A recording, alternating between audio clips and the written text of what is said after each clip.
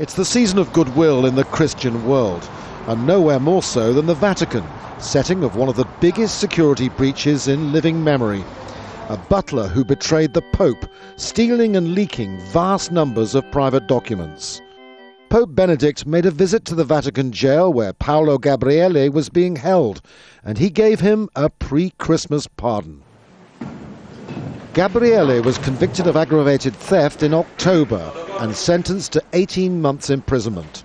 It was a case that rocked the very foundations of the Catholic Church establishment, revealing ruthless power struggles and making claims of sexual misconduct along with high-level corruption.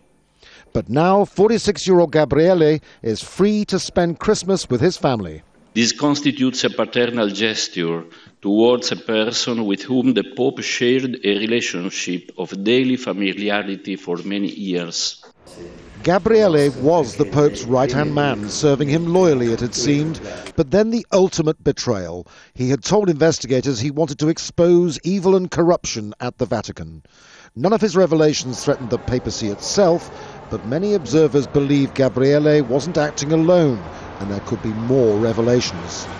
All of the investigation is being done behind closed doors. Journalists, for example, have never been told of the contents of the report of the Commission of Cardinals, who did a much more in-depth investigation than the magistrates. Until we see that documentation, I don't think anyone will be convinced that this is the end of the story. The papal pardon had been expected before Christmas. Now the Vatican's hopes are pinned on a new year free of further scandal. That might be unduly optimistic. Andrew Simmons, Al Jazeera.